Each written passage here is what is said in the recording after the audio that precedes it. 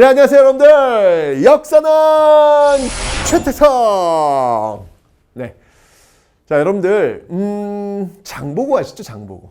네, 장보고는 뭐 고대의 거의 재벌이다라고 보시면 되는데, 원래 이 장보고는요 정말 이름도 모르고 어디서 태어났는지도 모르는 그냥 그 시대의 그냥 흑수저, 요즘 표현으로 하면 흑수저 출신이었죠.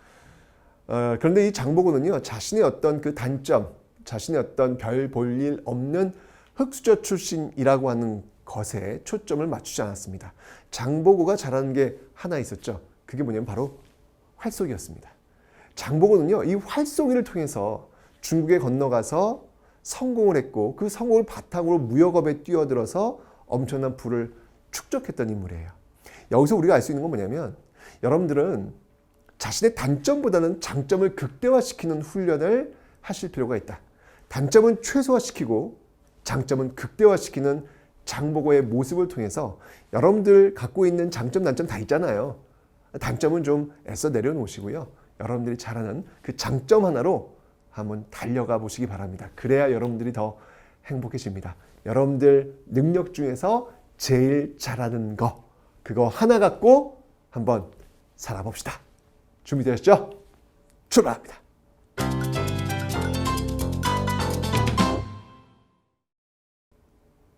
자, 이게 시험에 나올 겁니다. 오늘은요 바로 조선 후기 정치를 배울 텐데, 여기서 뭐 시험에 너무 잘 나오는 파트 하나 있죠. 바로 영조와 정조가 등장합니다.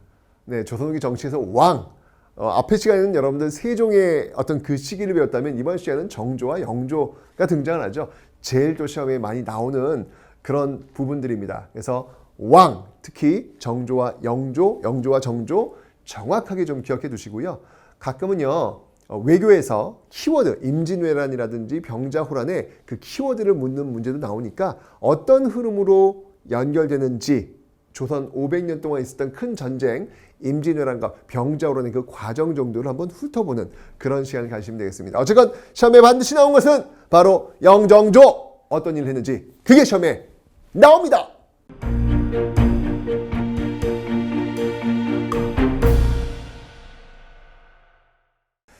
자, 조선 후기 정치는 여러분들 크게 어떤 정치 형태들의 변천 과정을 통해서 한번 살펴보도록 하겠습니다. 우리가 지금 저번 시간에 배웠던 것은 무엇이냐? 바로 16세기 주인공들은 사림이라는 것이죠. 근데 그 사림들이 이제 각각의 뜻이 맞는 사람들끼리 모여서 당을 형성한다는 것, 그것이 바로 붕당 정치라는 것, 요거 배웠습니다. 이 붕당 정치가 이제 시간이 흘러가면서 그 붕당 정치 안에서 뭐 문제점들이 발생을 해요. 그래서 붕당 정치의 문제점이 나와서 나중에 환국 정치가 등장할 것이고, 이 환국 정치의 문제점을 개선하기 위해서 탕평 정치가 나올 것이고, 탕평 정치가 제대로 완성되지 못하면서 세도 정치로 가는 것이고, 조선후기는 이렇게 붕당, 환국, 탕평, 세도라는 흐름으로 갈 거예요. 무슨 말인지 모르죠? 제가 설명드릴 거예요. 일단은 큰 그림을 먼저 그려드린 겁니다. 자, 우선 여러분들 붕당 정치의 과정 속에서 보이게 되는 예속 논쟁이라는 것을 한번 좀 설명을 좀 드려보도록 하겠습니다. 자, 우선 조선은요, 네, 맞습니다. 붕당 정치로 출발을 하게 됩니다. 자, 그러고 나서 이 붕당 정치의 첫 번째 사건, 바로 예속 논쟁까지 흘러가는 그 모습들을 한번 살펴보도록 하겠습니다.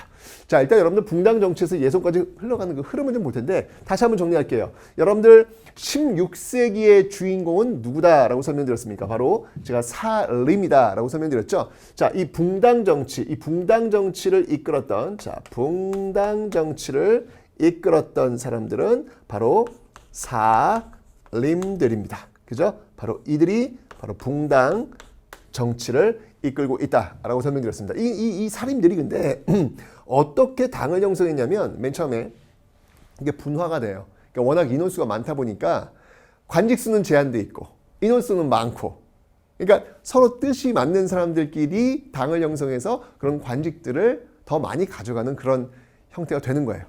자, 그래서 맨 처음에 나누어지는 어떤 그 형태는 어떻게 되냐면요, 처음으로 나누어지는 형태, 이 사림들이 16세기 권력을 장악하고 처음으로 권력을 나누면서 당이 형성되는 형태는 어떻게 되냐면 동인당과 서인당으로 나뉘게 됩니다. 자, 동인당. 뭐 지금도 여러분들 왜 정치 이렇게 하는 거 보면은 왜 민주당이 있고 또 뭐 미래당이 있고 뭐 한국당이 있고 뭐 이런 식이잖아요. 똑같아요. 예. 동인당이 있고요. 그 당시 또 서인당이 있고 이렇게 나뉩니다. 붕당인데 동인당과 서인당. 그럼 선생님 동인당 서인당 기준은 뭔가요? 뭐 별거 아닙니다. 이 동인당을 이끌고 있었던 김효원이라는 사람이 동쪽에 살고 있었고 이 서인당을 이끌고 있는 사람 중에 그 심의겸이라는 사람이 있어요. 그 사람이 서인 쪽에 있었고 그래서 뭐 좀 정리를 한번 해본다면 이 동인당을 이끌고 있었던 사람이 누구냐면 김효원. 네, 김효원을 중심으로 해서 동쪽에 살고 있는 모습에서 이제 동인 모이게 되고 서인은 이제 심의겸. 네, 심의겸. 네. 이 사람이 이제 서쪽에 살고 있어가지고 뭐 이렇게 형성되고 별거 아니죠 여러분들. 네. 자 그렇게 해서 동인당과 서인당으로 나뉘었는데 다시 또 나뉘어요. 일단 이 동인당과 서인당으로 나뉘게 된 어떤 그 결정적 기준은 뭐였냐면 아까 제가 얘기했지만 관직이에요. 이게 인원은 많고 관직 수는 제한돼 있고 자 그 관직을 그 어떤 그 임명 그러니까 인사권이죠. 인사권을 갖고 있는 그 자리가 있어요. 그 자리를 차지하려고 일단 갈등 구조가 벌어지게 됩니다. 그게 뭐였냐면 바로 이조전랑이라는 거예요. 여러분들 6조 알죠? 6조 2호 예병현공 그러니까 2조 지금으로 본다면 전 국가 행정 전반적인 것들을 지금 담당하는 어떤 그런 기관인데 2조에서 전랑이라는 자리가 있거든요. 여기 이제 인사권 담당하는 곳이에요. 그러니까 이걸 차지하려고 난리가 났죠. 그리고 그 앞에 있었던 살인과 권력 투쟁을 벌였던 세력이 누구야? 훈구 아니야, 훈구. 그런 어떤 척신들. 그런 어떤 척신들에 대한 청산에 대한 방법. 그러니까 이쪽 동인은 확실하게 청산하자. 서인은 뭐 정치가 이렇게 칼로 물 베듯이 되는 건 아니지 않느냐라고 하면서 방법이 좀 달랐던 거예요. 그러니까 동인이 쪽 강경파라면 이 서인 쪽은 좀 온건파. 뭐 이렇게 되면서 나뉘게 된 그런 배경이 되는 겁니다. 자, 그랬는데 이 동인당이 다시 또 나뉩니다. 어떻게 나뉘냐면 바로 북인당과 남인당으로 나뉘어요. 북인당과 그리고 남인당으로 나뉘게 됩니다. 자, 왜 북인당과 남인당으로 나뉘게 되는지는 제가 또 설명을 드릴게요. 자, 왜 북인당과 남인당으로 나뉘게 되는지 그래서 남인당 설명을 좀 드리도록 하겠습니다. 그 이유는 뭐였냐면 여기서 이제 우리가 이제 인물을 좀 기억을 좀 해놓으셔야 될 것 같아요. 바로 정여립이라는 사람과 그 다음에 여러분 잘 알 텐데 바로 정철이라는 사람이 있어요. 정여립과 정철. 바로 이 사람들이 이제 문제가 되어가지고 이 북인당과 남인당으로 나뉘게 됩니다. 자, 왜 그러냐면 자, 일단 여러분 동인당과 서인당으로 나뉘었을 때 이 동인당 쪽에서 일단 권력을 좀 장악을 했습니다. 강령파, 아무래도 목소리 큰 사람들 했어요. 그런데 당시에 이 서인당 출신이었는데 동인당으로 옮긴 사람이 있어요. 그 사람이 누구면 정여립이에요. 서인이 정여립을 좋아할까 싫어할까? 싫어하겠죠. 어떻게 보면 서인 입장에서 보면 배신자잖아. 그죠? 그래서 아마 노렸던 것 같아요. 정여립이 그 마을에 자신의 어떤 고향에 돌아가서 사람들을 모아놓고 무술훈련을 하는데 이것이 바로 군인들 양성해서 역모를 하려는 것이다라고 뒤집어 씌운다는 얘기죠. 만들어버린 거예요. 결국 이 정여립이 속한 이 동인당이 역모의 혐의로 휘말리게 되면서 무너지게 됩니다. 그때 이 동인들을 휘몰아쳤던 서인 인물이 누구냐면 바로 정철이에요. 정철이 여러분들 이때 기축옥사라고 해가지고 사람들을 어마어마하게 죽여요. 그 앞에 있었던 여러분들 사화 있잖아, 사화. 훈구와 사림의 어떤 그 대결. 그 사화 총 4차례 사화 있었잖아요. 그 4차례 사화에서 죽은 사람들보다 더 많이 죽이는 거예요. 여러분 정철 왜 그 뭐 송미인곡, 삼미인곡 썼던 문학가 알잖아요. 하지만 정치인 정철은 무서운 사람이었습니다. 같은 동일 인물이에요. 근데 문학 쪽에 나오는 정철과 역사에 등장하는 정철은요. 와, 이 사람 같은 사람이 할 정도로 너무 다른 모습들을 보이고 있더라. 그래서 서인이 권력을 잡았어요. 그런데 이 정철이 당시 임금이 선조였거든. 선조 좀 독특한 캐릭터. 그 캐릭터, 독특한 캐릭터 선조한테 세자측봉 건의라는 거예요. 너무 당연한 거 아니야. 왕이 있으면 그 밑에 세자측봉 당연한 건데 선조가 좀 독특하다고요. 열받은 거야. 왜 열받은지 모르겠어요. 근데 열받은 거야. 너 내가 이렇게 눈이 시퍼렇게 서 있는데 세자! 너 나를 능멸하는 거냐? 라고 해가지고 이것 때문에. 즉 정철의 세자측봉, 건저희라고 하거든요. 이거를 세자측봉으로 인해 가지고 선조의 눈맞게 나면서 서인이 몰려납니다. 몰려나서 다시 동이 권력을 장악할 때 한번 당했잖아. 동인이. 정의림 사건 때문에 당했잖아. 이 서인들을 어떻게 처리할 것이냐? 확실히 제거하자라는 쪽이 북인이었고, 에이, 피해 보복은 계속 보복을 낳을 뿐이다. 그냥 적당히 가자라는 쪽이 남인이었고. 그래서 또 나뉘는 거예요.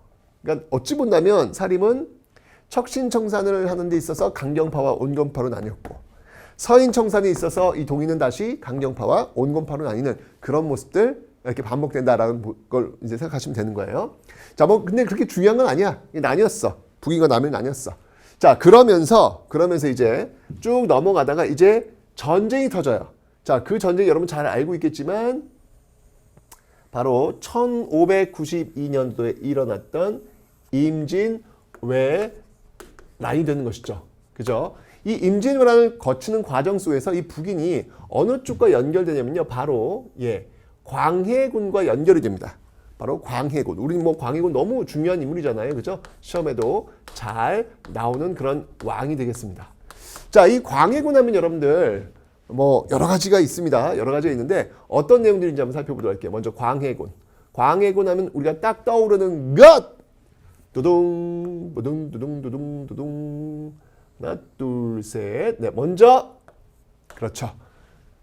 당시 여러분들 이 임진왜란을 거치면서 명나라가 쇠퇴하고 떠오르는 나라가 있었죠. 후금. 그죠? 떠오르는 나라 후금과 이 명사에서 우리가 어떤 외교, 어떤 스탠스를 취해야 되느냐에 대한 고민 속에서 광해군은 비록 명나라가 우리 임진왜란 때 도와주긴 했지만 지금 명나라를 도와줬다가는 그쪽에서 줄 섰다가는 이거 나중에 이게 큰 일이 벌어질 것 같은데 그래서 중립 외교, 그죠? 중립적 외교 노선을 천명하는 모습이 나옵니다. 그리고 잘 아시겠지만 이 광해군 때 뭔가 세제 혜택, 전쟁 끝나고 나서 백성이 힘들잖아요. 그래서 백성들한테 감세 정책을 추진하죠. 그게 바로 대동법. 그게 바로 대동법이라는 것을 시행하고 있는 왕. 이게 바로 광해군이에요. 나름대로 정치와 경제 면에서 나름대로 어떤 개혁군주적인 어떤 그 모습들을 보이고 있었던 왕이 바로 광해군이 되겠습니다. 자, 그런데 광해군이 이렇게 다 뭐 긍정적인 면만 있는 건 아니었어요. 광해군은 일단 기본적으로 선조의 아들이긴 하지만 적자 출신은 아니에요. 이게 왕이 적자 출신이 아니면, 그러니까 적자라고 하면 원-원-원, 그러니까 자기네 어떤 그 정실 부인에게서 난 아들이 아니면 이게 굉장히 컴플렉스가 있을 수밖에 없어요. 왜냐면 진짜 정실 부인의 배에서 나온 아들이 생기면 자리가 위협받을 수 있거든. 명분에서 떨어지니까. 그런데 선조가 늦지막에 결혼을 해가지고 결국은 아이를 낳아요. 그 영창대군입니다. 그러니까 광해군이 얼마나 스트레스 받았겠어요. 그런 과정 속에서 결국 영창대군이 사사됩니다. 영창대군이 결국은 죽임을 당하는 거예요. 그리고 그의 어머니는 폐위당합니다. 임목대비 폐위 사건. 영창대군의 어머니죠. 임목대비는 폐위되는 사건. 자, 어떻게 보면은 광해군의 배달은 동생이고요. 광해군의 배달은 엄마잖아요. 그죠? 어쨌든 엄마란 말이야. 근데 동생은 죽이고 엄마는 쫓아내고. 이게 여러분들 조선시대는 그 효를 굉장히 중요시 여기는 나라였는데 폐륜이다!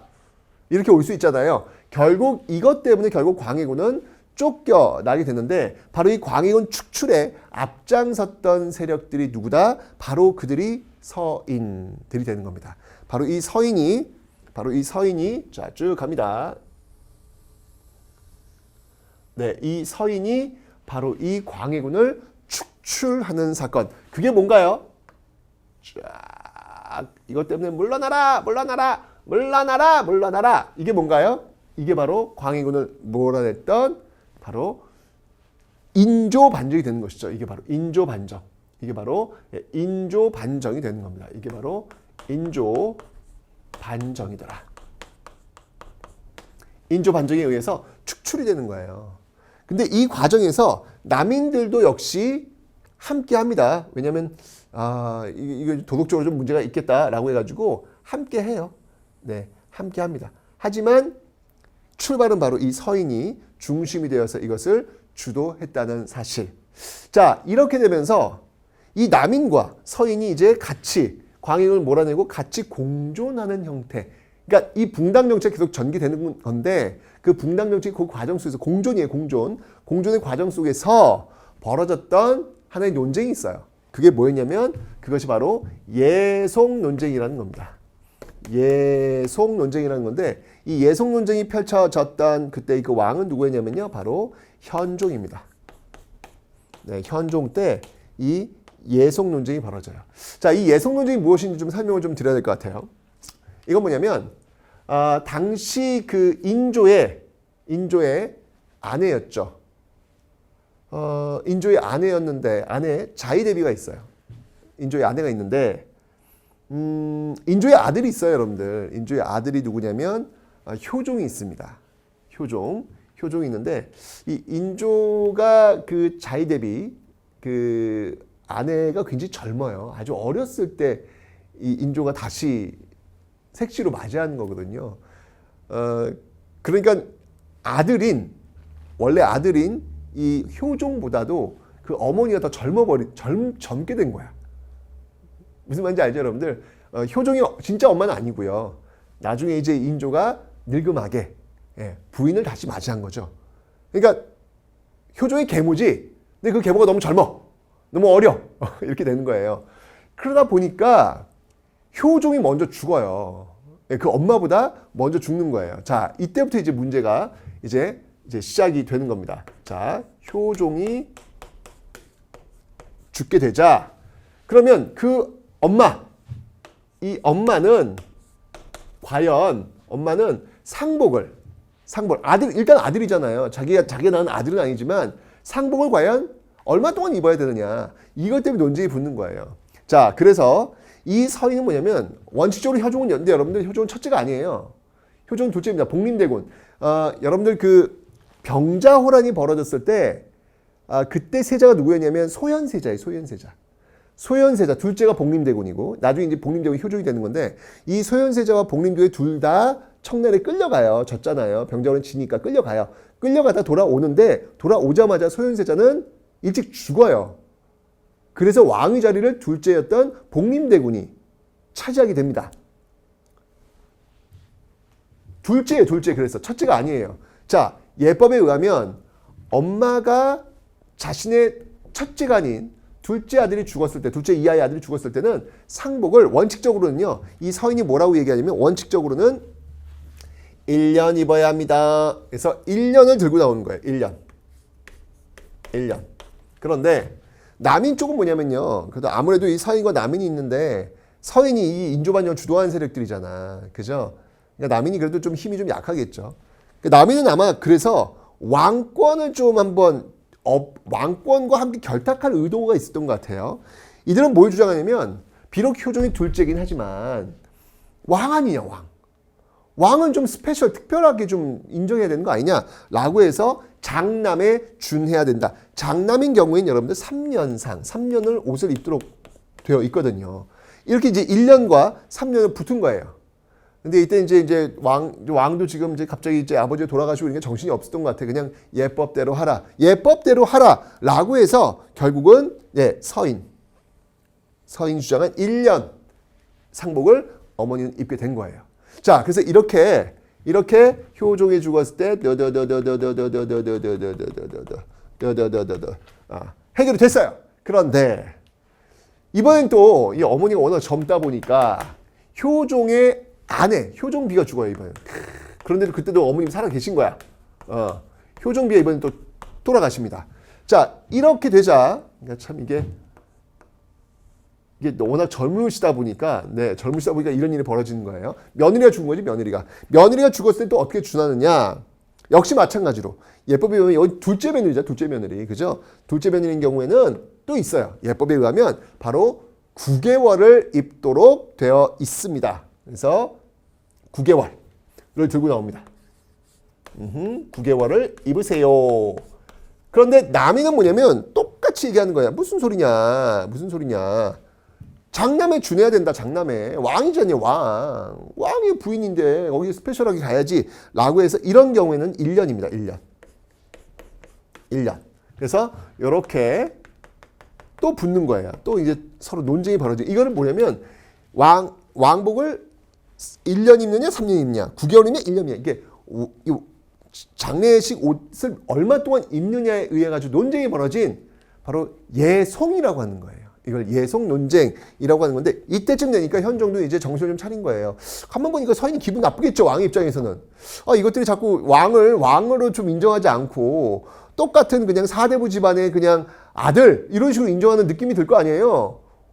그러니까 이번에는요, 여러분들 최종적으로 바로 이 남인의 손을 들어줘요.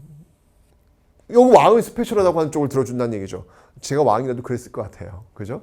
결국 이 예송 논쟁의 최종적 승자는 바로 이 남인 쪽에서 가져가게 되는 그런 모습들을 지금 보이고 있다. 근데 여러분 사실 이게 선생님 아니 무슨 저 상복을 몇 년이면 그게 뭐가 그렇게 중요합니까? 저는 뭐 하는 겁니까? 라고 할 수 있겠지만 이게 이 당시에 이 사람들한테 굉장히 중요했던 것이죠. 여러분 지금도 그래요. 지금도 우리가 왜 그 북한과의 어떤 그 관계 속에서 뭔가 좀 틀어지면 난리잖아요. 그죠? 이 당시 사람들한테 이게 중요했던 거예요.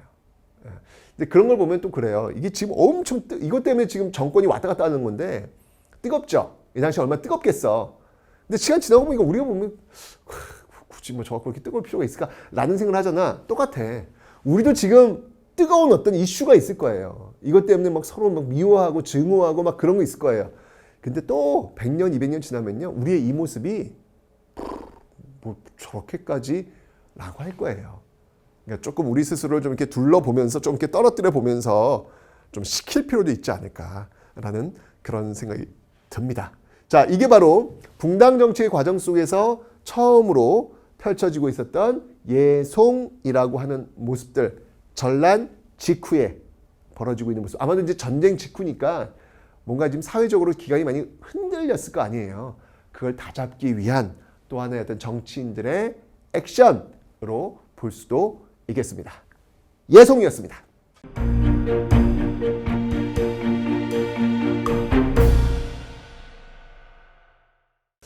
자, 어쨌건 이 남인과 서인 간의 예송 논쟁, 이 권력이 왔다 갔다 하는 모습을 통해서 권력을 남에게 주고 싶지 않다는 그런 마음이 생길 수 있었겠죠. 게다가 이때 등장하는 왕이 있습니다. 그 왕이 조선시대 정말 엄청난 카리스마를 보였던 왕, 바로 숙종이에요.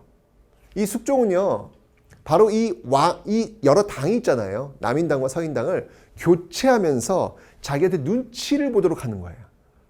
너 난 잘하는데? 오케이, 권력 줄게. 몰아줄게. 그럼 이쪽은 다 죽는 거예요. 그러다가 이쪽에 있는 권력을 다 몰수해요. 이번에 너희들 한번 써봐? 이쪽 다 죽는 거예요. 이러니까 여러 이 남인당과 서인당 사람들은 무조건 숙종을 잘 보이려고 그냥 납작 엎드릴 수밖에 없는 거죠. 이런 상황 속에서 숙종의 왕권은 하늘을 찌를 듯 올라가는 거예요. 근데 이게 이제 문제가 발생하는 것이죠. 권력을 줬다 뺐었다. 이거 하는 거예요, 지금 숙종이. 예, 이러니까 국면이 확 바뀌는 거예요. 오늘 영의적으로 딱 이렇게 출근했다가 그 다음에 아침에 또 이제 딱 출근하려고 했더니 대문 앞에 사약을 받으라 뭐 이렇게 나오는 거예요. 그러니까 얼마나 무서운 상황입니까? 그죠? 이걸 뭐라고 하냐면 우린 이것을 정청돼서 환국이라고 합니다. 이것을 우리는 환국이다 라고 이야기합니다. 이 환국은요 주로 언제 보이냐면 17세기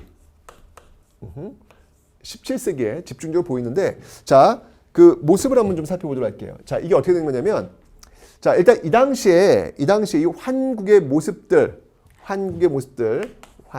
모습들이 나타났던 왕은 누구다? 바로 숙종이다 라고 제가 설명을 드렸어요. 네, 숙종입니다. 숙종인데 일단 기본적으로 여러분 제가 서인당과 남인당 이야기를 좀 하고 있는데 그 주류를 한번 보면 자 서인은 일단 여기서 출발 그래서 인조 반정을 통해서 권력을 장악하는 모습들 그런데 이 첫 번째 예속 논쟁을 통해서 권력이 이쪽 남인 쪽으로 살짝 넘어가는 듯 아니죠. 예. 여전히 이렇게 네, 이건 아니고 여전히 서인 쪽으로 넘어오는 듯 합니다. 이렇게 오는 듯 하다가 지금 효종비 죽었을 땐 다시 3년, 1년 즉 이 남인 쪽으로 권력이 넘어가는 듯 했잖아요. 그죠? 이런 모습들. 하지만 다시 환국정쟁을 거치면서 또 왔다 갔다 하다가 최종적으로 남는 이 숙종때를 거치면서 쭉 갑니다. 숙종때를 거치면서 최종적으로 남는 쪽, 남인 쪽인데 남인 쪽은 여러분들 남인의 여자 누군지 아세요 여러분들? 그게 그 유명한 장희빈이에요. 장희빈이 왜 사약 먹고 죽잖아. 그죠? 그 장희빈의 죽음과 남인이 함께 몰락한다고 보시면 되는 거예요. 그래서 남인은 역사에서 이렇게 소멸이 되는 겁니다. 그리고 이 서인이 결국은 권력을 장악해서 쭉 연결되는 거예요. 그런데 서인이 권력을 이렇게 서인 살아남는 거지. 그치? 살아남는데 이 서인은 다시 두 세력으로 나뉘게 됩니다. 자, 어떻게 나뉘냐면요. 이렇게 나뉘는데 어느 당과 어느 당으로 나뉘냐면요. 바로 소론당과 노론당으로 나뉘게 됩니다. 소론과 노론으로 나뉘게 돼요. 이 소론은 어느 쪽을 지지하고 있었냐면 이 소론은 바로 경종, 장희빈의 아들이에요.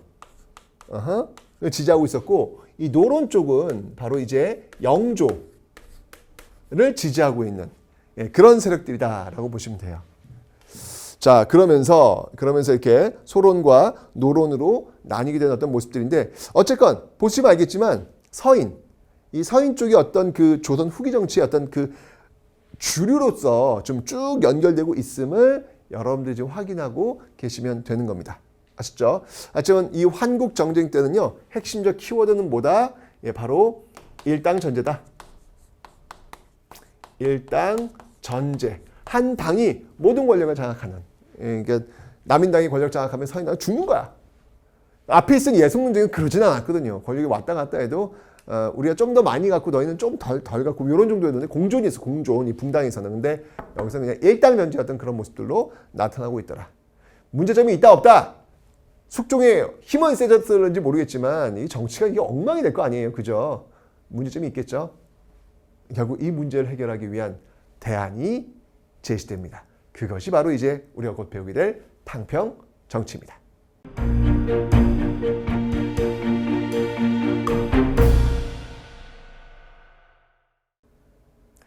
자, 이런 문제점들을 해결하기 위해서 등장했던 왕이 있죠. 그게 바로 영조와 정조가 되는 겁니다. 영조와 정조가 시행했던 통치 형태를 우리는 뭐라 그래요? 바로 탕평정치다. 탕평정치다. 네, 이거 이제 영조와 정조 때 시행한 건데, 자, 이 탕평정치는요, 주로 18세기, 주로 18세기에 일반적으로 나타나고 있는 모습들이다라는 것이죠. 그러니까 이게 사실은 어찌 본다면 여전히 근데 이게 탕평정치긴 하지만 여기 있는 이 노론 있잖아요. 이 노론이 어차피 영조를 지지하는 이 노론이 결국은 집권 세력이 될 수밖에 없잖아요. 지금. 그죠? 그래서 이쪽으로 이렇게 서인 쪽에서 노론 쪽으로 이어진다고 제가 앞강의 설명드렸는데 바로 이 흐름이 여기서 나오는 거예요. 그래서 영조를 지지했던 이 노론, 결국 영조가 왕이 오르게 되면서 이제 노론 중심이었던 모습들. 하지만 그 속에서도 영조는 어떻게든 좀 이렇게 다른 당 사람들도 좀 이렇게 등용하려는 탕평정치를 시행했다라는 거예요. 자, 그러면 이제 영조가 무엇을 했는지 한번 살펴보도록 하겠습니다. 자, 먼저 영조는 우선 각 당의 살림들을 인정하지 않습니다. 예, 각 당의 살림들. 살림이 뭐냐면 정치에는 뭐 나오지 않지만 그 정치인들 그 뒤에서 지시하는 거죠. 야, 저거 저렇게, 저거 저렇게. 이게 여론을 주도하는 세력들, 거물들이 있어요. 예. 그런 거물들을 인정하지 않는 거예요. 대표적인 인물이 있다면 예전에 있었던 송시열 같은 인물. 예, 송시열이 이 서인, 아까 제가 서인이 주류라고 했잖아요. 그 서인의 거두, 정말 최고, 짱! 이게 송시열이거든요. 이런 삶을 살림이라 그래요. 인정하지 않는 거예요. 인정하지 않는 거예요. 그래서 살림을 인정하지 않습니다. 송시열 같은 어떤 그런 인물들. 근데 그 이유는 뭐냐면 영조가 워낙 연세가 많으세요. 네. 영조가 워낙 연세가 많으셔가지고 기본적으로 이 왕들은 신하들보다 나이가 어리다고요. 근데 영조는 하도 오래 타셔가지고 연세가 많으니까 신하들보다 나이가 많으신 거야. 그러니까 네가 뭔데 이제 이런 거예요.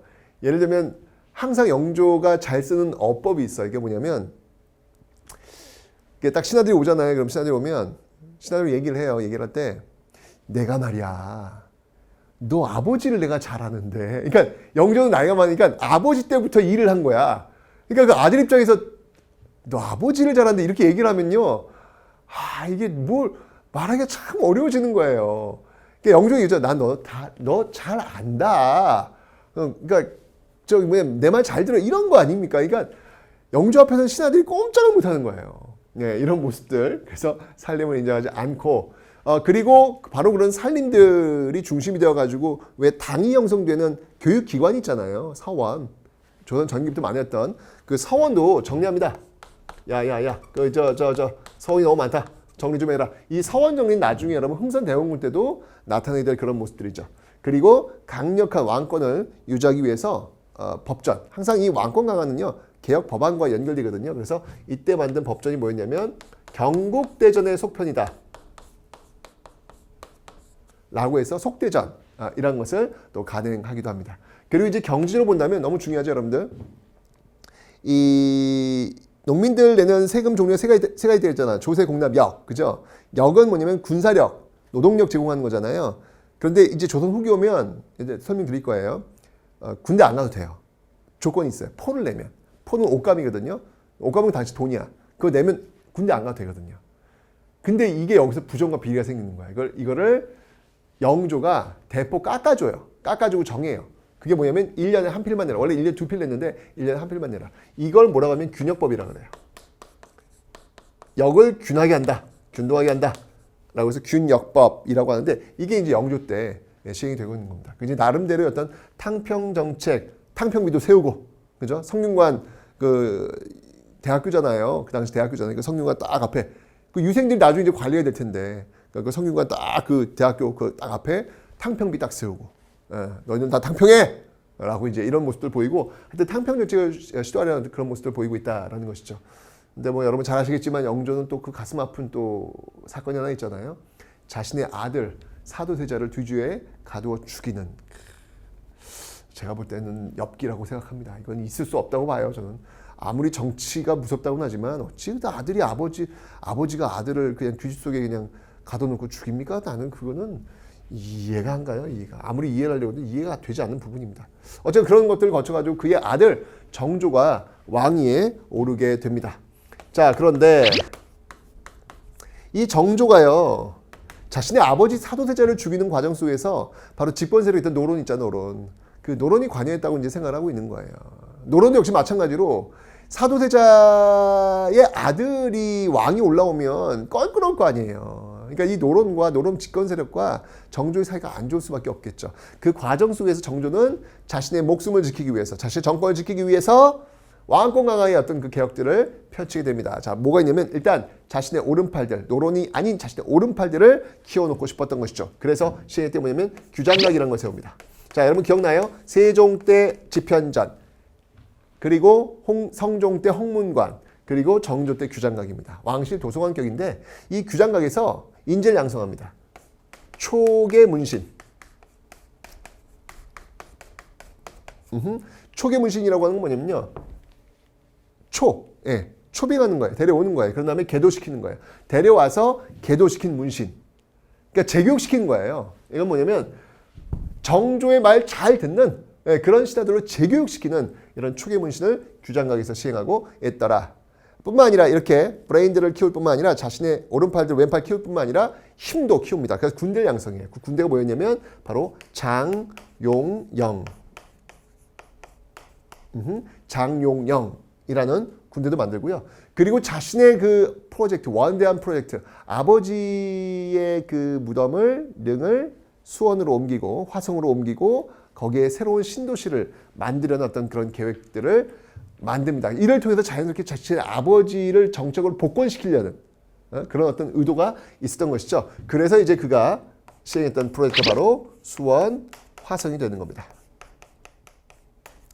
자, 이 수원 화성하면 딱 떠오르는 인물 정약용을 들 수 있겠죠. 어쨌건 이 과정 속에서 한강을 건너야 되니까 배다리도 필요했고 이 화성을 쌓는 데 있어 아주 무거운 돌들을 들어 올리기 위해서 거중기에도 이때 만들게 되는 모습들 다 연결되고 있는 겁니다. 마찬가지로 영조 마찬가지로 법전 만들어요. 법전 만듭니다. 그 법전이 뭐였냐면 바로 대전통편이라는 겁니다. 대전통편. 이라는 법전도 만드는 모습들. 경제적으로 본다면 당시 어떤 그 자유로운 어떤 상업행위 이런 것들을 장려하는 모습들을 보이고 있어요. 그게 뭐였냐면 바로 신의 통공이라는 겁니다. 신의 통공이라는 겁니다. 자, 이 신의 통공은요, 뭐냐면 금 난전권, 시전 상인들의 금 난전권을 폐지하는 거예요. 자, 무슨 말인지 설명드릴게요. 종로 거리에서 특권 상인들이 있습니다. 특권을 갖고 독점적으로 물건을 정부에 납부하는 상인들이 있어요. 그래서 시전 상인이라고 하는데 이 시전 상인들의 권리가 뭐였냐면 그 시전 앞에 난전, 그러니까 그냥 자판 깔고 그냥 물건 파는 사람들 있잖아. 허가받지 않는 사람들, 그런 사람들 그냥 때려서 그냥 쫓아낼 수 있는 권리가 있었다는 얘기예요. 금할 수 있는 권리가 있었다는 얘기예요. 이게 금난전권. 그러니까 어떤 자신의 독점적 지위를 유지할 수 있는 권리인데 이거를 정조 때 없애는 거예요. 누구나 다 종로에 와서 장사해라. 열어주는 거죠. 예. 그러니까 이건 자유로운 상업행위를 장려하는 행위. 이게 바로 정조 때 있었던 신의 통공이다라는 것이죠. 이런 어떤 모습들을 보이는 거예요. 굉장히 개혁적인 어떤 그런 모습들이 나타나고 있더라라는 얘기죠. 자, 그런데 이렇게 영조와 정조를 거치면서 참 힘들었던 조선이 다시 한번 뭐 조선후기 뭐 르네상스 시대를 펼칠 정도로 좀 잘 나갈 것 같았는데 정조가 갑자기 죽는다고요. 그게 언제냐면 1800년입니다. 그러니까 이게 시스템에 의해서 돌아가는 게 아니라 정조라고 하는 탁월한 군주에 의해서 돌아가다 보니까 이 군주가 죽게 되는 순간 시스템이 돌아가지 않는 거예요. 이러면서 조선시대는 19세기 위기로 빠져들게 됩니다. 어떤 모습일까요?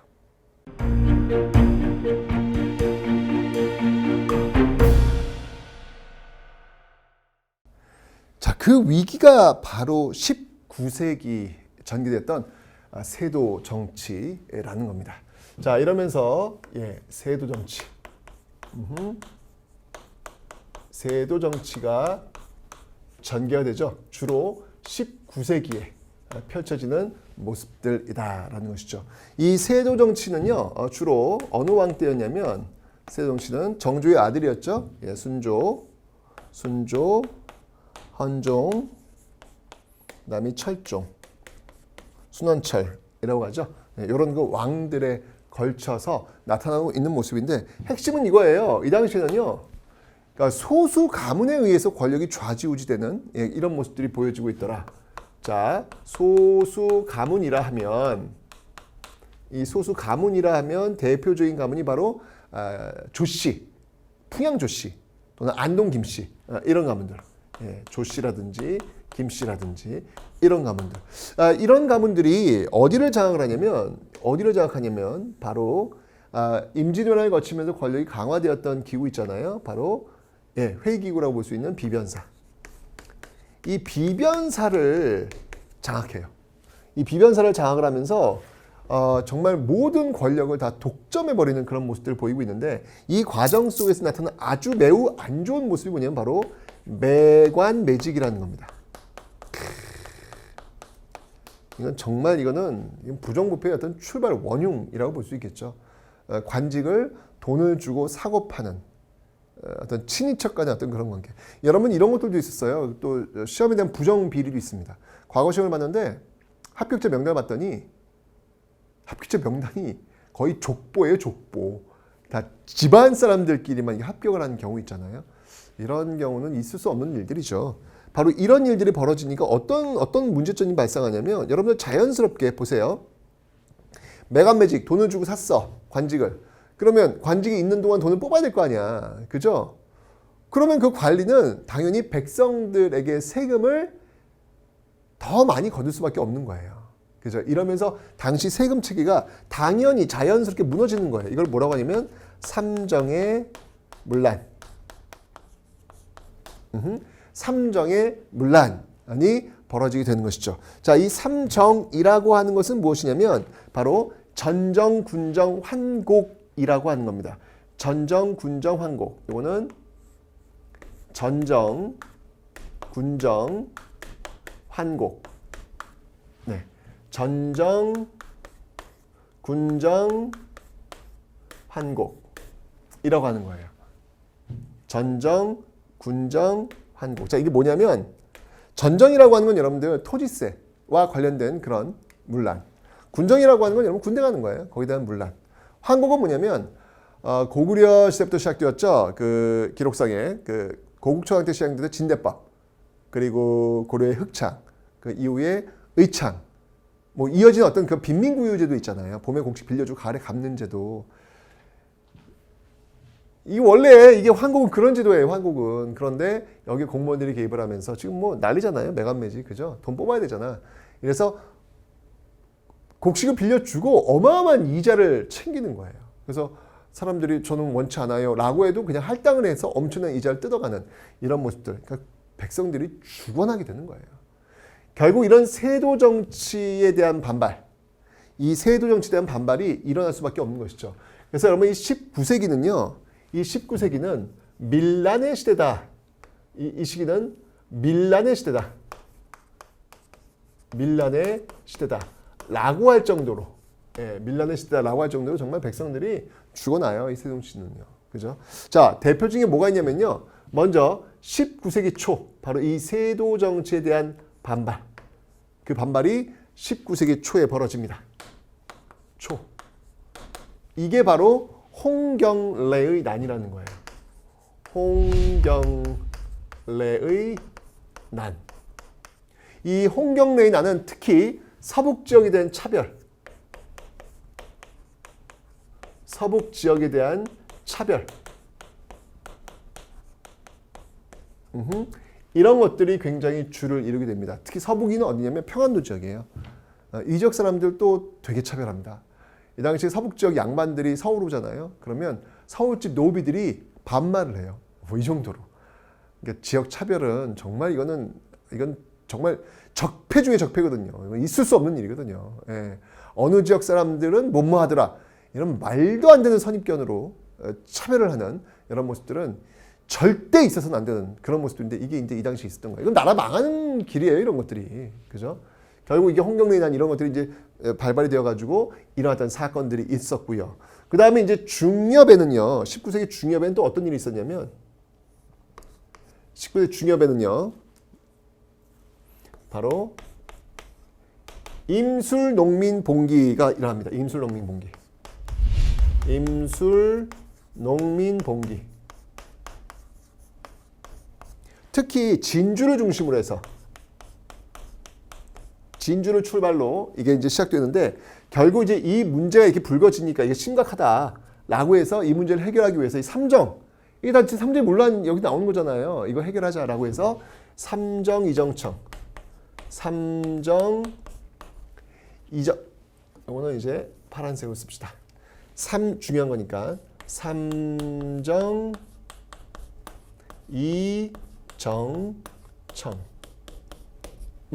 을 세워가지고 삼정이정청을 통해서 이런 삼정의 문란을 해결하려는 그런 모습들도 지금 나타나고 있었다라는 건데 잘 되지도 않아요. 그러니까 19세기는 정말 이렇게 사회가 정말 온통 썩어 들어가고 있는 그런 모습들이 지금 나타나고 있었다. 라고 하는 것을 기억해 놓으시면 되겠습니다.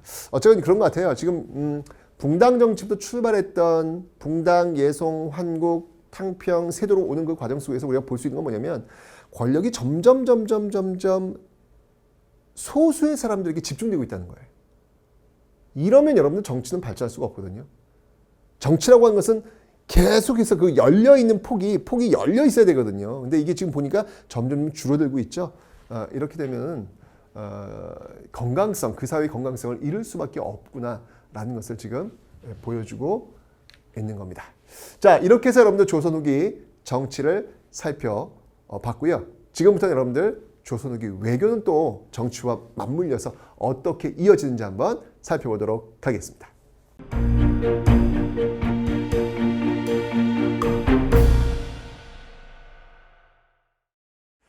자, 이제 여러분들 이 외교를 한번 볼 텐데요. 조선의 외교 할 때 이제 잊지 말아야 될 게 그 과정 속에서 있었던 큰 전쟁, 외란과 호란이 될 겁니다. 그 외란과 호란, 외란을 일으켰던 건 일본이고요. 그 다음에 호란을 일으켰던 것은 여진족이 되겠죠. 자, 그들의 어떤 그 모습들, 어떤 과정을 통해서 나오는지 한번 외교 한번 살펴보도록 하겠습니다. 자, 먼저 외교를 한번 볼 텐데요. 이 외교는요, 자, 외교입니다. 외교적 측면은 과연 조선의 외교는 과연 어떻게 운영이 되었을까? 일단 조선의 외교를 한마디로 한번 정의를 한번 해봐라 라고 한다면 사대와 교린이다, 이렇게 이제 나눠볼 수가 있겠습니다. 사대와 교린이다. 자, 사대라고 하는 것은요, 사대의 어떤 대세이 된 나라는 바로 명나라죠. 명입니다. 중국 명입니다. 이 명에게는요, 조공을 바칩니다. 조공을 바치는데 여러분들 이 바친다라고 하는 그 표현이 좀 거슬릴 수 있죠. 좀 자존심도 좀 상하고 이 뭐야 라고 할 수 있겠지만 이거는 당시 어떤 그 국제 질서라고 보시면 돼요. 이 동북아의 어떤 질서. 실제로 우리가 뭔가를 바치면 그거의 2배 되는 걸 더 받아오는 거예요. 그러니까 일종의 실리적인 그런 어떤 모습들이라 볼 수 있겠죠. 그래서 여러분 다른 나라들은요, 그 조공 쿼터를 더 많이 가져가려고 노력들을 많이 해요. 조선 같은 경우는 쿼터가 굉장히 많았다는 이야기죠. 나름대로 실리적 명분을 챙길 수 있는 그런 모습들이 바로 이 4대 외교였다는 겁니다. 교리는 뭐냐면 주변국들과 말 그대로 교류하는 거예요. 이웃린자, 이웃과 교류하는 그런 모습들. 이 교린에 해당하는 나라는 어떤 나라가 있냐면 먼저 저쪽 북방쪽이죠. 바로 여진이 있겠습니다. 여진이 있겠고 그 다음에 우리가 잘 알고 있는 일본. 이런 나라들이 바로 이 교린에 해당하는 나라들이다라고 볼 수 있겠는데, 여진 같은 경우 여러분들 잘 아시겠죠? 우리 이미 배웠어요, 여러분들. 강경책 회유책이 있다. 언제? 세종 때. 바로 이 세종 때 사군 육진이 개척이 되고 있습니다. 사군 육진이 개척이 되고 있다라고 설명을 드렸고, 이런 사군 육진의 그 개척과 함께 또 이 무역소도 또 설치해서 그들이 또 이렇게 와서 또 교육할 수 있는 그 길을 열어주고 있는 것이죠. 근데 특히 이제 사군 육진 개척을 하는 과정 속에서 보여지고 있는 모습들, 이 지역을 확보했으면 그중에 사람이 살아야 될 거 아니에요. 그래서 사람을 남쪽에 살고 있는 사람들을 어떻게 보면 강제로 이주시키는 거죠. 그걸 뭐라고 하면 바로 사민 정책이라고 합니다. 이사시키는 거예요. 백성을 이사시키는 정책이라는 것이죠. 그 다음에 일본 같은 경우에는 뭐 또 역시 배웠습니다. 쓰시마섬 정벌. 쓰시마, 이 외고 토벌과 관련이 있어서 쓰시마를 정벌한다거나 또는 회유책으로 쓰는 뭐 삼포를 개방한다든가, 부산포, 연포, 제포, 이 삼포를 개방해서 여기서 교육을 할 수 있는 틈을 주는 것이죠. 근데 잘 아시겠지만 여러분들 이런 것들 모두 다 이런 것들은 모두 다 어느 왕 때 이루어지고 있다? 이거 이미 했습니다, 여러분들. 이것은 모두 다 그렇죠. 바로 세종 때. 바로 세종 때 이루어지고 있는 그런 모습들임을 여러분들 또 하나 기억해 놓으시면 되겠습니다. 됐죠? 자, 이렇게 해서 1592년 임진왜란이 벌어지는 1592년 그 이전 조선 전개는요, 이렇게 4대 교린이라고 하는, 4대와 교린이라고 하는 어떤 이런 모습들로 전개가 되고 있다가 이제 1590년 일본이 이제 문제를 일으키는 거예요. 자, 그 모습들을 한번 지금 살펴볼 텐데 바로 이 일본 쪽에서 이제 문제가 돼서 발생했던 사건이 되겠습니다. 쭈쭈쭈쭈쭈쭈 이것이 바로 임진왜란이 되는 겁니다. 그래서 오늘 이번 시간에는요, 여러분들 이 왜란, 임진왜란에 대해서 한번 자세히 한번 살펴보는 시간을 갖도록 하겠습니다. 자, 임진왜란은요, 크게 첫 번째, 그리고 두 번째, 그리고 세 번째 이렇게 장면을 나누어서 좀 볼 수가 있습니다. 그래서 첫 번째 장면에서 쭉 두 번째 장면으로 연결이 될 것이고 또 두 번째 장면에서 또 세 번째 장면으로 연결이 되겠죠. 자, 이게 어떤 건지 한번 살펴볼게요. 초반부고요. 휴전기고요. 후반부예요. 초반부, 휴전기, 후반부. 초반부, 휴전기, 후반부. 이것처럼 여러분들 현대사의 6.25 전쟁 많이 비슷해요. 6.25 전쟁 왜 초반부에 격렬하게 싸우다가 휴전협정하잖아요. 그죠? 그러다가 결국 휴전 맨 막판으로 가는 거잖아요. 거의 비슷한 모습들인데 자, 어떻게 나오는지 볼게요. 먼저 첫 번째, 일본이 침략을 했죠.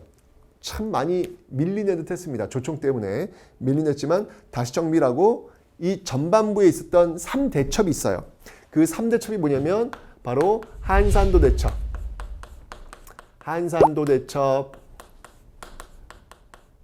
이순신 장군이 활약을 했죠. 그 다음에 김시민 장군이 활약했던 진주대첩. 그리고 권율 장군이 활약을 했던 행주대첩. 행주대첩. 뭐 이런 한산, 진주, 행주대첩까지 이런 모습들이 나타나고 있고 그 다음에 이제 이때 여러분 보시면 알겠지만 의병들도 활약을 해요. 의병. 대표적인 의병들이 있다면 뭐 곽재우라든지 그다음에 조헌이라든지 곽재우 같은 경우는 홍희 장군 이렇게 불리잖아요. 의병 활동도 하는 모습들 보이고 있고요. 그다음에 이제 이때 조명연합군이 또 결성이 됩니다. 그래서 조선과 명의 연합이 결성되어서 평양성 전투에서 승리하는 걸 계기로 해가지고 전세를 좀 뒤집어 놓는 그런 모습들이 전반적으로 보이고 있죠. 자, 이렇게 되니까 파죽지세로 올라갔던 일본이 다시 밑으로 내려오기 시작하면서 이제 휴전을 일단 하게 됩니다. 휴전기. 그 휴전하는 과정 속에서 조선 정부도 준비 좀 해야 되겠다라고 해가지고 이 준비를 많이 해요. 그래서 의정부에서 모든 회의를 하던 것들이 군사 지금 전쟁 기간이니까 그죠? 모든 사람들이 많이 모여가지고 어떤 변방의 어떤 일들을 처리하는 그런 기구가 있었죠. 비변사. 그래서 이 임진왜란을 거치면서 이 비변사의 어떤 권한이 굉장히 강화되는 그런 모습들이 나타나고 있다라는 것을 기억해 놓으시면 되고요. 그 다음에 군사 조직도 많이 개편합니다. 원래 중앙군은요 5위였어요. 5위 이게 중앙군이었거든요. 5위 중앙군을 개편을 합니다. 개편을 해서 훈련도감부터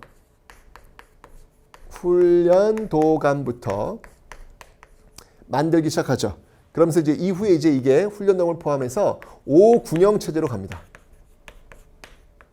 5군영 체제로 가는 모습들. 이 훈련 도감에는 어떤 것들이 있냐면 포수, 사수, 살수와 같은 삼수병 체제고요. 얘들은 직업군인이에요. 원래 조선은 여러분들 의무병입니다. 의무병. 전세 공납 역 군대 가는 거잖아요. 이게 의무잖아요. 근데 이제부터는 이제 직업군인화되는 어떤 그런 모습들. 삼수병은 포수, 사수, 살수. 포수는 이제 총 쏘는 거예요. 왜냐면 전반기 때 총 때문에 우리가 당했기 때문에 이런 포수를 양성하는 모습들. 그다음에 사수는 활 쏘는 거잖아요. 그다음에 살수는 창이에요. 바로 이렇게 포수, 사수, 살수의 삼수병을 중심으로 해가지고 훈련도감을 직업군인화시키는 어떤 그런 모습들 보이고 있고요. 지방군 같은 경우에는요. 영진군 체제였거든요. 그 지역 단위에서 이렇게 지키는 모습들이었는데 영진군 이 모습들이었는데 이제 조선 후기가 되면서요. 지방군은 소고군 체제로 바꾸고 있습니다. 소고군은 뭐냐면 핵심이 이거예요. 지금 군인들이 많이 부족할 거예요. 전쟁이니까. 그죠? 그래서 양반에서부터 노비까지 편성을 하는 거예요.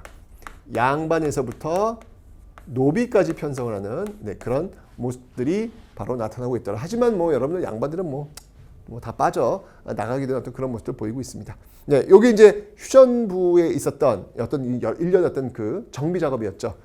그리고 나서 다시 전쟁이 시작됩니다. 이걸 정유재란이라고도 하죠. 임진왜란, 정유재란. 뭐 임진왜란 틀로 크게 묶을 수도 있고요. 예, 임진왜란, 휴전기, 정유재란. 정유년에 다시 재란 벌어졌다는 이야기인데 이때 있었던 큰 전투를 한번 본다면 우리가 잘 알고 있죠. 바로 명량대첩, 명량해전. 네, 그 다음에 노량해전.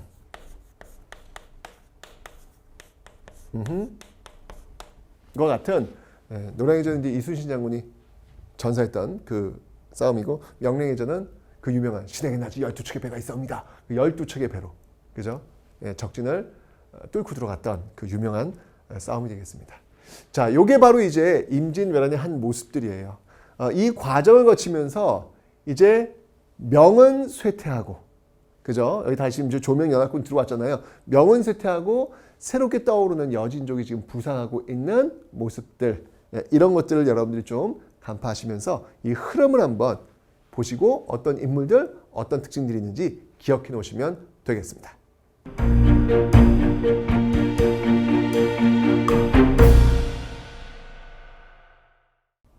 자, 이렇게 해서 외란이 끝났는데 아이고 또 전쟁이에요. 그죠? 이번엔 바로 또 여진족이 쳐들어오는 호란을 겪게 됩니다. 그러니까 앞에 있었던 그 교린의 대상이었던 나라들이 하나씩 지금 전쟁을 일으키고 있는 모습들이 보이고 있는 것이죠. 자, 우선 이제 임진왜란 끝자락에 등장했던 왕이 바로 광해군 아닙니까? 그죠?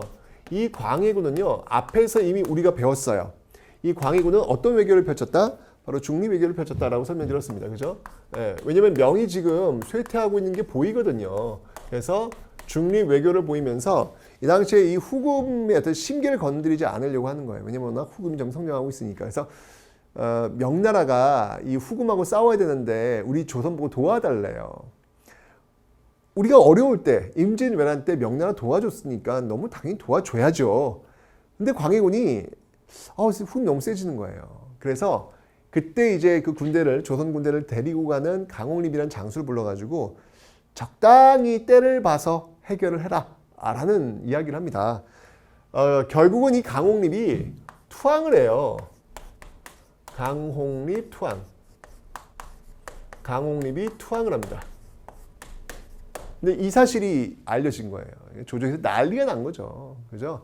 가뜩이나 뭐 임목대비 폐기 사건, 영창대군 사사, 대동법 신하들이 별로 안 좋아하거든요. 그런데 이런 일까지 알려지니까 난리가 난 거예요. 결국은 광해군은 어떻게 됩니까, 여러분들? 네, 쫓겨나게 되는 것이죠. 그게 뭐예요? 그게 바로 반정 아닙니까? 반정. 반정에 의해서 광해군은 쫓겨납니다. 이 반정이 어떤 반정이다? 네, 바로 인조 반정이 되겠습니다. 그래서 인조가 그 뒤를 잇게 되는데 인조는요, 여러분들 뭐 우리 앞에서 배웠지만 어느 정부죠, 여러분? 서인당이 중심이 되어서 바로 이 반정을 주도했다. 남인도 여기 합류는 했다. 하지만 서인이 주도했다. 이들이 펼쳤던 정책은요, 명확합니다. 바로 친명배금이에요. 명과 친하고 금나라를 배척한다라고 하는 친명배금 정책을 추진하고 있더라. 결국 이러니까 금나라가 가만히 있냐고요. 뭐야 얘들 하면서 쳐들어오게 되는 거예요. 그래서 후금이 마밤하고 후금이 쳐들어오게 되는 것이죠. 이 사건, 후금이 바로 쳐들어오게 되는 이 사건을 우리는 무엇이라고 한다? 이걸 바로 정묘호란이다 라고 하는 것이죠. 이 정묘호란을 계기로 해서 결국 이제 형제 관계를 맺게 돼요. 네, 형제 관계를 맺게 됩니다. 형제 관계를 맺게 되는 모습들 호되게 당했죠. 그런데 이 인조의 이 서인 정부는요, 이렇게 당했음에도 불구하고 바뀐 게 없어요. 여전히 친명 배금. 이러니까 이제 후금이 얘들 분명히 우리랑 좋은 관계 했겠는데 이거 변한 게 없네? 라고 해서 결국 여러분들 이 후금이 이제 이름을 바꿔요. 그 이름을 바로 청나라로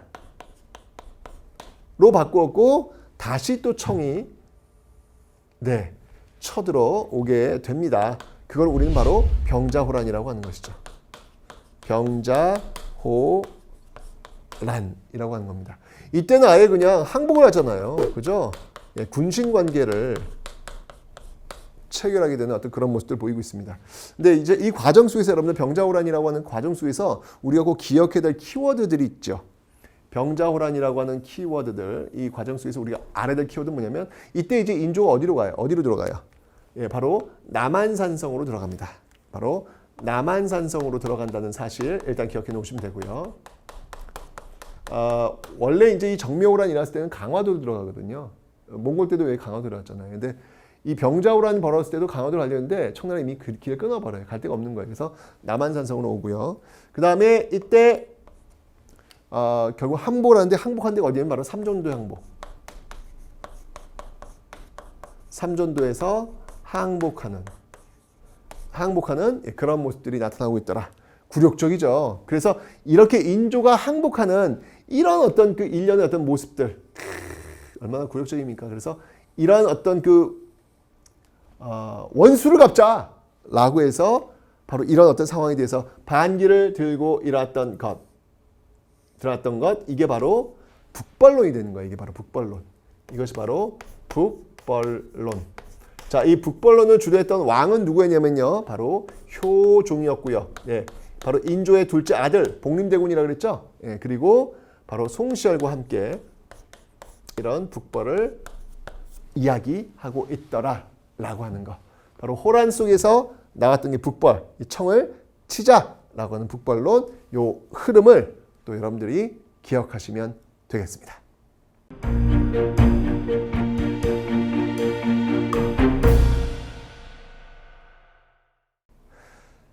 자, 이제 여러분들 이 외교의 과정 속에서 우리가 놓치지 말아야 될 부분이 하나 있어요. 그게 뭐냐면 바로 간도와 독도입니다. 간도와 독도. 이거는 상식 차원에서라도 여러분들이 꼭 반드시 알고 있어야 될 그런 내용들이 되겠습니다. 근데 이게 간도와 독도와 관련된 그 문제 이야기를 할 때 어느 왕을 빼놓을 수 없냐면 조선 후기 여러분들 카리스마 대왕이 있다 그랬잖아요. 누구였죠? 장희빈과 연결되는 왕, 숙종. 이 숙종 때 굉장히 간도 독도와 관련된 문제들이 또 많이 연결이 돼요. 워낙 숙종이 한 일이 많습니다, 여러분들. 왜냐면 강력한 왕권이 있었기 때문에 한 일이 굉장히 많이 있는데, 자, 먼저 청과의 국경선 문제를 해결하려고 합니다. 이게 외교적으로도 강력한 모습을 보이고 있죠. 그게 뭐였냐면 청과 영토 문제 빨리 해결하자라고 해서, 왜냐면 세종 때 왜 사군육진 개척했잖아요. 그 이후에 이제 영토가 이제 불분명하니까 이거 명확히 하자라고 세운 비석이 있어요. 그 비석이 뭐냐면 바로 백두산 정계비라는 겁니다. 백두산 정계비. 서위 압록 동이 토문. 서쪽은 압록강으로 하고 문제가 없죠. 근데 동이 토문이 문제가 돼요. 동쪽은 토문강인데 이 토문강이 뭐냔 말이야. 두만강인지 지금의 두만강인지 원래 그 위쪽으로 토문강이 있는지 이것 때문에 논란이 된단 말이죠. 그래서 결국 이 문제에서 이제 나중에 이 간도 문제, 그러니까 지금의 보면은 그 압록강 위쪽 부분에 이쪽을 간도라고 하는데 이 땅이 누구 땅이냐? 왜냐면 여기 이제 우리나라 사람들이 많이 살고 있었거든요. 이러면서 결국 고종 때, 숙종 때 어떤 백전 정계비의 어떤 그런 논란 속에서 고종 때 간도 관리사로 이범윤이 임명이 돼요. 이범윤이 임명이 됩니다. 고종 때 말이죠. 고종 때입니다. 고종 때 이거는요. 자, 그러다가 1909년 드디어 간도 협약을 체결을 해요.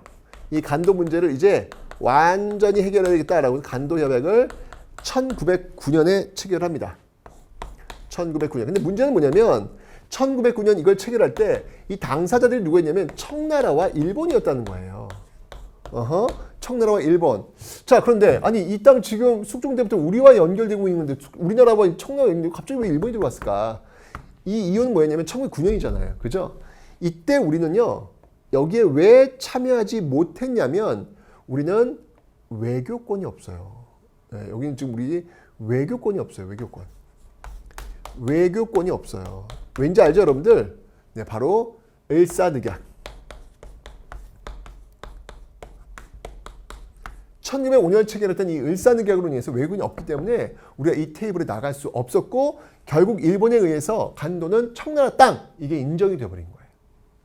그 이전까지는 논란의 여지가 분명히 있음에도 불구하고 그 논란의 여지 싹을 아예 그냥 이 간도 협약에서 그냥 잘라버린 거죠. 굉장히 좀 가슴 아픈 어떤 그런 장면이라고 볼 수 있어요.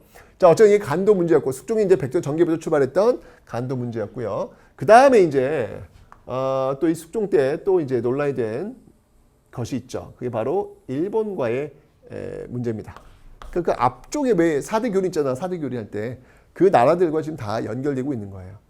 예, 일단 여러분들 일본과는요 임진왜란 끝에 다시 수교를 해요. 광해군 때 다시 수교를 해가지고 일본에는 그 이전부터 보내져 왔던 통신사를 다시 파견합니다. 네, 이 통신사를 다시 파견을 하는데 이 통신사의 역할이 무엇이었냐면 그러니까 선진 문물을 전달하는 거죠. 이게 사실은 이제 막부 일본 정부거든요. 이 막부가 바뀔 때 많이 갔어요. 그래서 막부의 어떤 권위를 인정해주고 그리고 선진 문물을 전달해주는 네, 그런 역할. 이런 것들이 바로 이제 임진왜란 이후에 이루어지는데 숙종 때 한 분이 계십니다. 한 분이 누구냐면 바로 안용복이라는 분이 계세요. 이 안용복이라는 분이 일본으로 건너가세요. 이분 왜 건너가셨냐면 이분 정말 대단하신 분이에요. 제가 볼 때는 그냥 평범한 어부 같아요. 어부인데 일본 가가지고 울릉도 독도 우리 땅이다. 이거를 알리시는 분이에요. 정말 이분 계셔가지고 그래서 일본 측에서 맞아. 울릉도 독도는 일본 땅 아니야. 그리고 딱 확인을 해줘요. 이거 얼마나 대단하신 분이에요. 예. 그래서 이게 이 숙종 때 있었던 그런 독도와 관련된 어떤 그 이야기들인데 이게 이제 고종 때가 되면 대한제국 칙령 41호. 대한제국 칙령 제41호. 칙령 제41호. 이게 이제 1900년입니다. 땅! 독도는 우리 땅. 이거를 지금 칙령으로 이야기하는 거예요. 왜냐면 이게 왜 1900년이 왜 중요하냐면 일본이 자꾸 이게 독도가 이제 자기들 땅이라고 얘기하잖아요. 왜 시마네현에 편입을 시켰잖아요. 그게 이제 1905년 러일 전쟁 끝자락에서 하는 거거든요. 훨씬 그 이전에 독도는 우리 땅을 선언을 한 거예요. 그러니까 중요한 의미가 있는 것이죠. 그러다가 일본이 결국은 잘 아시겠지만 러일 전쟁 중에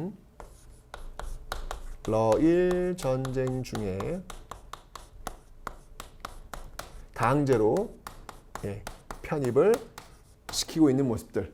이런 어떤 일련의 어떤 모습들이 모두 다 독도와 관련된 것들이다. 그래서 이 숙종, 안용복도일, 이게 이제 숙종 때와 연결되고 있기 때문에 제가 한번 이 부분을 설명드렸습니다. 하여튼 간도와 독도와 관련된 내용들은 여러분이 상식적으로 알고 계셔야 문제 나왔을 때 대응이 가능하다라는 것을 말씀을 드렸습니다. 됐죠? 어쨌건 간에 조선시대는요, 큰 전쟁이 중간에 있었죠. 1392년 조선이라는 나라가 세워지고 200년 만에 임진왜란 터지고 나서 그리고 병자호란까지 참 큰 전쟁들이 있었는데 어쨌건 그 전쟁을 잘 극복하고 무려 또 그 이후에 한 200년 간 거예요. 그래서 합쳐서 한 500년을 유지했던 나라. 이게 바로 조선이다라는 것을 기억하시기 바랍니다.